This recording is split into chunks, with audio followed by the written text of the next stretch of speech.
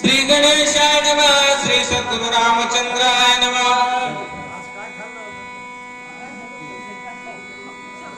हरे हरे अजात पक्षाची जाती पाये, नेने माऊली वाचून काय, मूक पसरवणी सर्व हे गोड घासावा गाये जनित।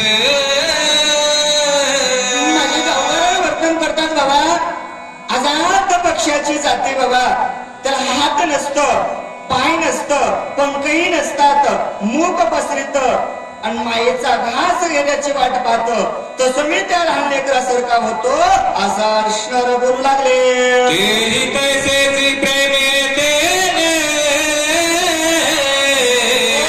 विसरोनी आपुले खाणे, सगळा घास बाळका देणे, बाळका कारणे अवंचक।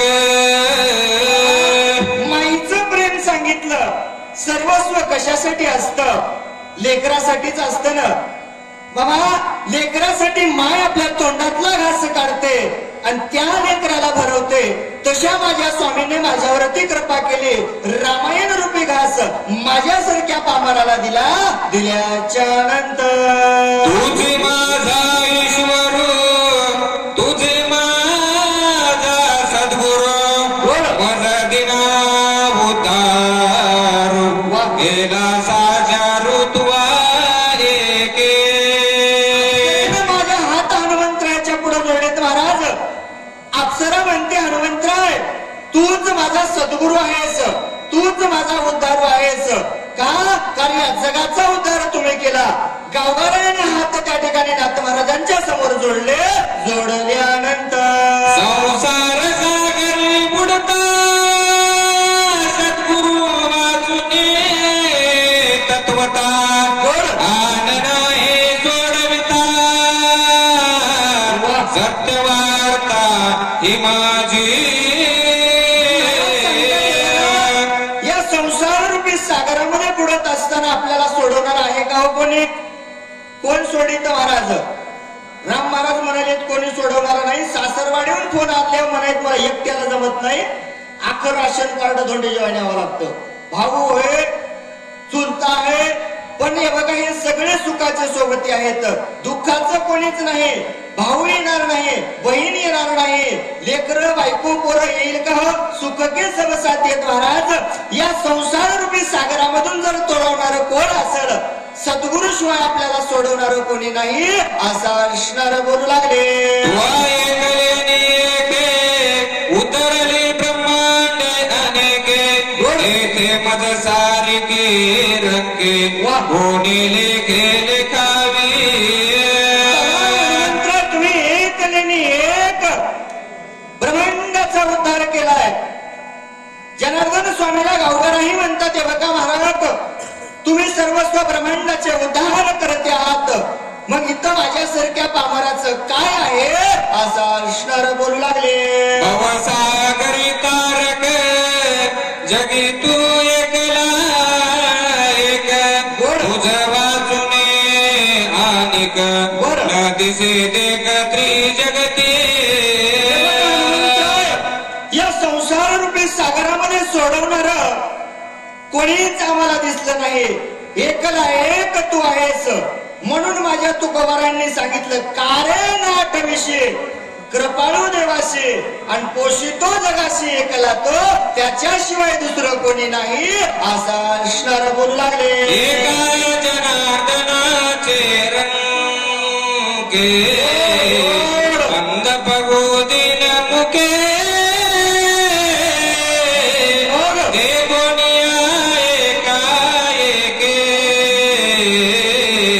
सत्वर देख अलिंगे।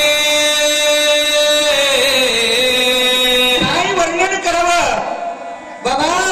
एका जनार्दन स्वामीचं वर्णन करत असताना गावकऱ्या सांगतात, बाबा साधूचं वर्णन कसं होतं? एखाद्या अनाथाला जवळ घेणारे साधू संत, तशी माझ्यावरती साधू संतांनी दया केली आणि महाराजासारख्याची कृपा झाली। यांच्या संग सांगणं काय सोपं नाही।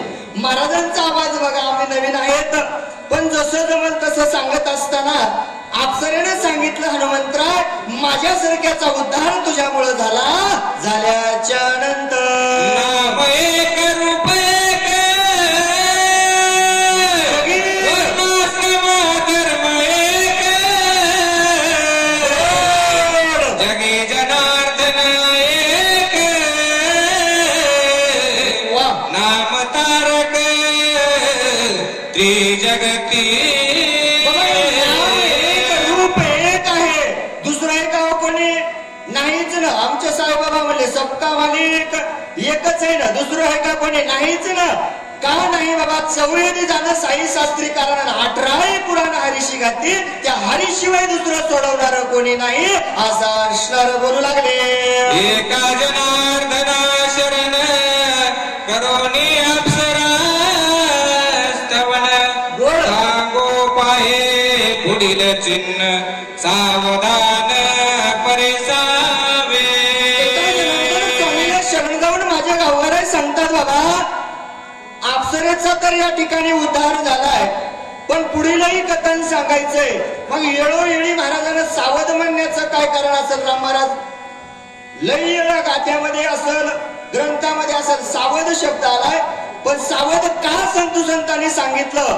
आमचे राम महाराज सांगणारच, बाबा घेऊ नको झोपान, मारू नको गप्पा, काळ लागलाय बाप्पा. बाबा यासाठी आमच्या साधू संतांनी आपल्याला वेळोवेळी सावध राहण्यासाठी सांगितलं. सांगितल्यानंतर सज्जनाचा स्वभाव पूर्ण दीनदयाळू चातक गण अनाथासी देखता जान येती धावून उचलोने. सज्जनाचा स्वभाव सांगत असताना महाराज म्हणतात, सज्जनाचा स्वभाव कसा असतो? सज्जन एखाद्या दीन दलिताला पाहिल्याच्या नंतर त्या ठिकाणी सोडून पुढे जात नाही. वाटामध्ये एखादा दीन दिसला, हीन दिसला तर माझा सज्जन साधू संत लगेच त्याला उचलून घेतो. कोण घेतलं? माझ्यासारख्या पामराला नाथ महाराजांनी जवळ केलं. केल्याच्या नंतर गोड लागे निज मानसी वंचोनी स्वगोत्रासी मग नेदोनी स्त्री पुत्रासी अनाथासी अर्पित. काय महाराज वर्णन करावं?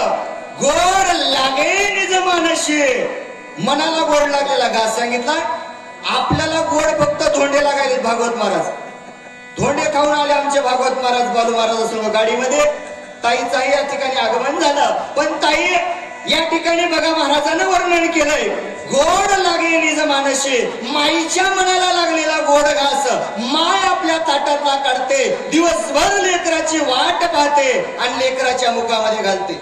जिभीला काही गोड लागते म्हणले, पण मनाला गोड लागलेला घास माझ्या साधू संतांच्या मनाला रामायण रूपी घास गोड लागला आणि तोच घास माझ्या नाथ महाराजांनी काढून माझ्यासारख्या पामराच्या मुखामध्ये दिला. दिल्याच्या नंतर या परी मी अनाथ भवदरिद्रे होत पीडित एका जनार्दनी विनाशनाथ त्रिजगती.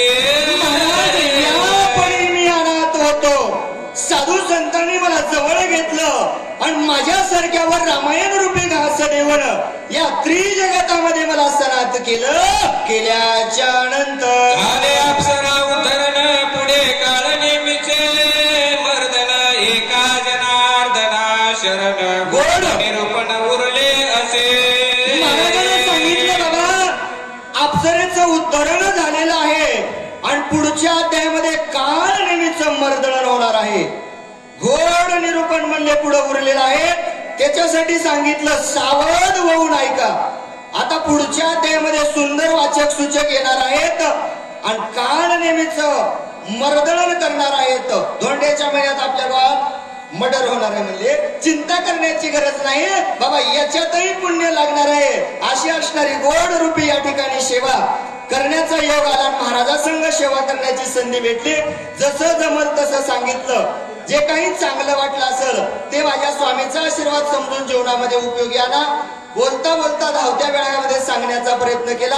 एखादा वेळा वाकुडा शब्द माझ्या तोंडातून गेला असेल तो माझ्या वाणीचा दोष समजून, माझ्या बुद्धीचा दोष समजून, आपलं लेकरू समजून, पामर समजून या ठिकाणी माफ करावं. झालेली सेवा ग्रामदैवत हनुमंतरायाच्या चरणावरती समर्पित करून सेवेला पूर्ण विराम. स्वस्ति श्री भावार्थ रामायणे युद्धकांडे एकाकार सरा उद्धरण नाम पंचत्वारि शोध्याय गौड पुंडलीक वरदार विठ्ठल श्री ज्ञानदेव तुकाराम प्रभु रामचंद्र भगवान की जय. पवन सुत हनुमान की जय. श्री गुरु मोतीराम महाराज की जय.